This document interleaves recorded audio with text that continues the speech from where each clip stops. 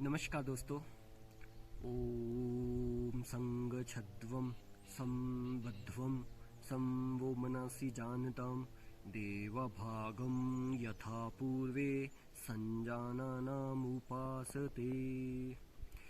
नमस्कार दोस्तों, मैं डॉक्टर नीरज, एमडी आयुर्वेद और योग, आज आपके समक्ष फिर से उपस्थित हुआ हूँ एक नया टॉपिक लेके।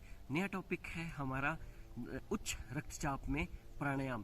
प्राणायाम योग का ही एक अंग है जिसमें कि हम विभिन्न प्रकार के श्वास प्रश्वास की जो गति होती है उसके ऊपर नियंत्रण रखते हुए भिन्न प्रकार की कुछ एक एक्सरसाइजेज की जाती हैं और उससे हम अपने रक्तचाप को नियंत्रण में रख सकते हैं।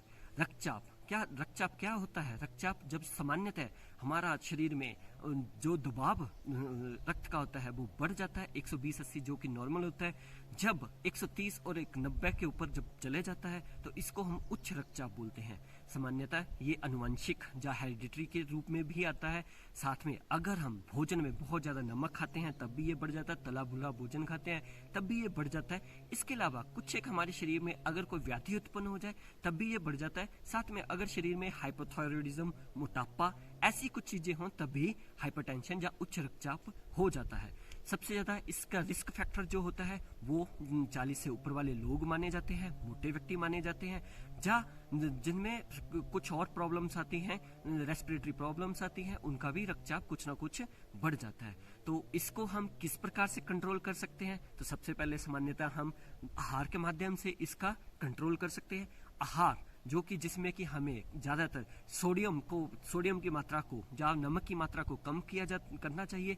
साथ में मैग्नीशियम, पोटाशियम, कैल्शियम, ऐसी चीज़ों का उपयोग ज़्यादा से इनकी चीज़ों का से भरपूर मात्रा का प्रयोग करना चाहिए। और साथ में तला भुना भोजन इनको कम से कम खाना चाहिए। साथ में वसा युक्त भोजन उसको भी कम खाना चाहिए। साथ में मोटापा अगर हमारे शरीर में बहुत ज़्यादा आ रहा हो तो मोटापे के ऊपर भी हमें कंट्रोल रखना चाहिए। तो आज हम आपके समक्ष मैं प्राणायाम का कुछ पाठ लेकर आ रहा हूँ। आसन और एक्सरसाइज जो कि आपको रिकमेंडेड होती हैं वो किसी और वीडियो में आपको जरूर बताऊंगा, लेकिन जो आज हमारा विशेष फोकस है वो प्राणायाम है। तो प्राणायाम के ऊपर मैं कुछ एक डेमो आपको देना चाहता हूँ। तो डेमो को देखिए, अपने घरों में रहिए और इस प्राणायाम को अपने रोज के रोजमर्रा जिंदगी में करिए और उच्च रक्तचाप से छुटकारा पाइए। तो आइए चलते हैं प्राणायाम की ओर। तो प्राणायाम जैसे कि बोला जाता है, प्राणायाम प्राणों का आयाम।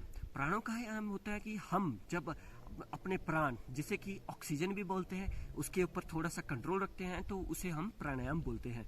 सबसे पहले प्राणायाम करने से पहले हमें कुछ षटकर्म क्रियाएं करनी चाहिए। षटकर्म क्रिया में सबसे पहले 2 क्रियाएं जो बहुत ही इंपॉर्टेंट, जो बहुत ही महत्वपूर्ण मानी जाती है वो होती है वमन धोती, जिसे कि हम कहते हैं कि बहुत सारा पानी, एक जग में बहुत सारा पानी लेके उसको हम बहुत जल्दी जल्दी पीते हैं और उसको हम बाहर उसी के अनुरूप उसको बाहर निकाल देते हैं, तो उसको वमन धोती बोलते हैं।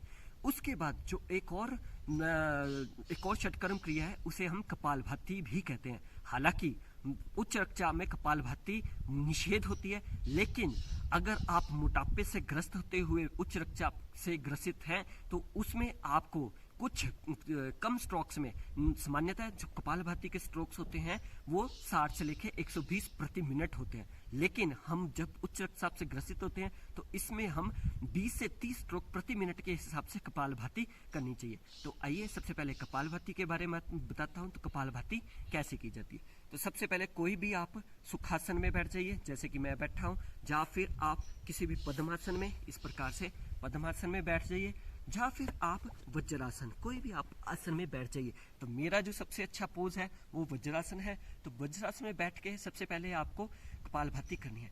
कपालभाति में क्या करते हैं, आप श्वास को बाहर की तरफ फेंकते हैं जिससे कि पैसिव फॉर्म में श्वास अंदर की तरफ आते हैं। तो 20 से 30 स्ट्रोक प्रति मिनट के हिसाब से इसको हम करते हैं। तो जब देखिए मेरे को, एक गहरा श्वास लीजिए और उसको बाहर निकालिए।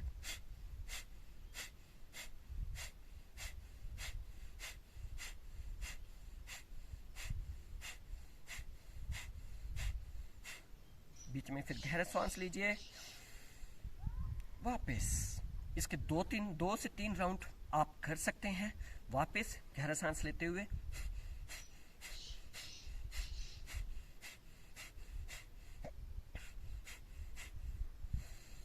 गहरी सांस लेते हुए वापस। इसके बाद अब हम प्राणायाम के ऊपर आते हैं। तो प्राणायाम बेसिकली जो उच्च रक्तचाप है, इसमें दो प्राणायाम बहुत ही इंपॉर्टेंट है, शीतली और सितकारी। शीतली सितकारी करने से पहले हमें एक और प्राणायाम बहुत जरूरी इंपॉर्टेंट करना था, जिसे हम नाड़ी शुद्धि प्राणायाम भी बोलते हैं या अनुलोम विलोम प्राणायाम भी बोलते हैं। अनुलोम विलोम प्राणायाम करने से हम अपने फेफड़ों के ऊपर जहाँ ऑक्सीजन की लेने की क्रिया के ऊपर मेंटली प्रिपेयर हो जाते हैं और उसको हम श्वास प्रश्वास के साथ उसको ठीक ढंग से छोड़ देते हैं। तो इसके लिए जो बहुत इंपॉर्टेंट होती है वो होती है नासिका आगर मुद्रा, नासागर मुद्रा। इसमें हम इस प्रकार से दो उंगलियों को एक नोस्ट्रिल के ऊपर और अंगूठे को दूसरे नोस्ट्रिल को और हल्का सा इसको इस प्रकार से रखा जाता है। तो इसमें अनुलोम विलोम नाड़ी शुद्धि प्राणायाम इस प्रकार से किया जाता है। एक हाथ को आप ज्ञान मुद्रा में अपने दूसरे पाँव के ऊपर रखिए, नासिका मुद्रा को नाक के ऊपर, और इसके इस तरफ से आपने सांस लेना है,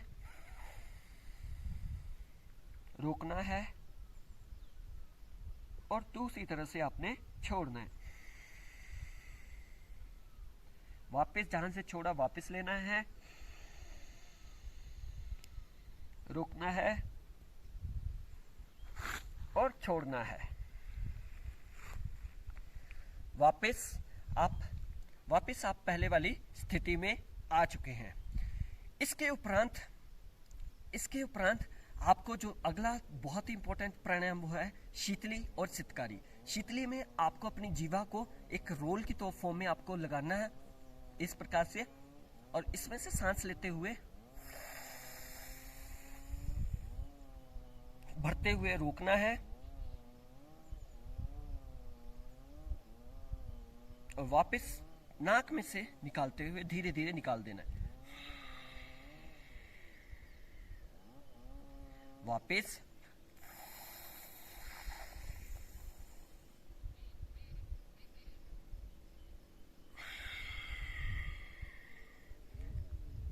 तो दोस्तों, इसके बाद सितकारी प्राणायाम। सितकारी में आपको क्या होता है, सितकार करते हुए ऑक्सीजन को अंदर लेना होता है। इस समय दांतों को इस प्रकार भींचते हैं और जीभ को अपने तलुए या दांतों के ऊपरी भाग के ऊपर आपने लगाना होता है इस प्रकार से, और जोर से सांस आपने खींचनी है।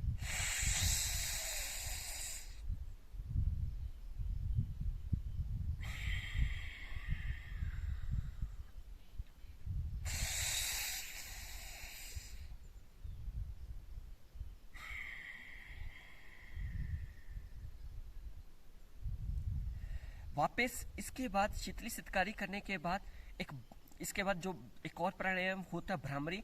खास करके स्ट्रेस के कारण भी हमारा बीपी बहुत ज़्यादा बढ़ जाता है, जब जिनको नींद कम आती है। तो भ्रामरी प्राणायाम उन लोगों के लिए खासकर इंपॉर्टेंट है जिनको नींद कम आती है, जब जिनको बहुत ही ज़्यादा स्ट्रेस रहते हैं। तो इसमें आप इस प्रकार से उंगलियों को रखा जाता है, इस प्रकार से आंखों के ऊपर, आंखों के ऊपर, आंखों के ऊपर, नासा के ऊपर, हल्का सा दांतों के ऊपर, और कानों के ट्रैगस पार्ट को आपने दबाना होता है। ट्रैगस पार्ट को दबाते हैं और धीरे से सांस, गहरी सांस लेते हुए आपने अपना श्वास को भरना है और ओम का उच्चारण या भ्रमर के समान उच्चारण करते हुए इसको बाहर निकालना है, जैसे कि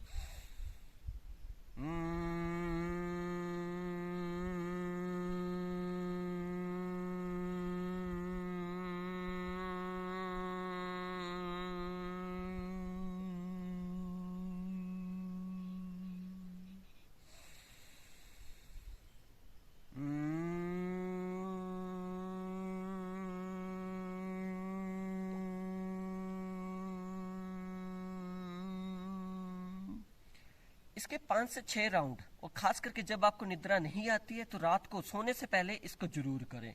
तो ये भ्रामरी प्राणायाम आपकी नींद के पैटर्न को सुधारता है, आपके तनाव की स्थिति को कम करता है और आपकी कंसंट्रेशन को भी इंक्रीज करता है, और साथ ही साथ उच्च रक्तचाप में भी ये बहुत ही ज़्यादा उपयोगी है। इसके अलावा लास्ट में जो एक बहुत ही इंपॉर्टेंट प्राणायाम है वो है चंद्रभेदी प्राणायाम। चंद्रभेदी प्राणायाम भी ईड़ा, जो बाईं ओर की नाड़ी होती है इसको ईड़ा बोलते हैं, और दाईं ओर की नाड़ी है इसको पिंगला नाड़ी बोलते हैं।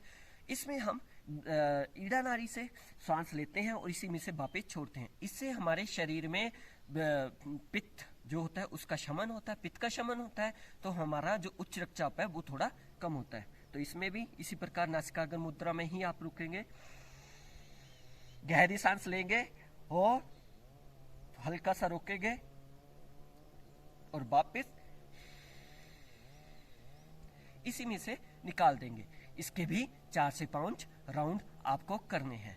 इसके अलावा अंत में जो प्राणायाम तो नहीं है, लेकिन आपको इसके बाद बहुत ही इंपॉर्टेंट करना चाहिए, वो होता है योग निद्रा। तो योग निद्रा में आपको आराम से इस प्रकार अपने मैट के ऊपर लेटते हुए आराम से लेट जाना है। इस प्रकार योग निद्रा या शवासन, जो भी आपको ठीक लगे, इसमें आपने लेटते हुए अपने आप को आंखें बंद करते हुए, पूरा शरीर को ढीला छोड़ते हुए, हथेलियों को आसमान की ओर करते हुए, पाँव के बीच में आधा फुट गैप, हथेली आसमान के ऊपर थोड़ा सा बाहर की ओर, और आराम से शरीर को रिलैक्स करते हुए आपने लेट जाना है। धीरे धीरे आपने नॉर्मल ब्रीदिंग या एब्डोमिनल ब्रीदिंग या थ्रेसिक ब्रीदिंग, जो भी आपकी ब्रीदिंग पैटर्न चल रहा है, उसके ऊपर आप कॉन्शियसली अपना ध्यान लगाइए और धीरे धीरे आप विश्रांति की स्थिति में आप आ जाइए। इसमें 10 से 15 मिनट तक आप रुक सकते हैं। इससे आप जो भी आप प्राणायाम करते हैं, जो भी आसन करते हैं, उसके बाद करने के उपरांत आप बॉडी को पूरी तरह से रिलैक्स कर लेते हैं। तो रिलैक्स करने के बाद आपका शरीर एकदम से विश्रांति की स्थिति में आ जाता है। जो उच्च रक्तचाप है वो भी सामान्य स्थिति में आ जाता है। तो वापस आपने करवट लेते हुए वापस इसी प्रकार उठ के बैठ जाना है। तो इसी के साथ आज का जो प्राणायाम का सेशन है वो खत्म हुआ। आप घर में रहिए, तंदुरुस्त रहिए, और हमेशा जो जितने भी योगासन या प्राणायाम आपको बताए जा रहे हैं उनका अपने साथ अपने खुद करें और अपने सगे संबंधियों को भी करवाएं। इसी के साथ मैं धन्यवाद करता हूं, आभार करता हूं। धन्यवाद।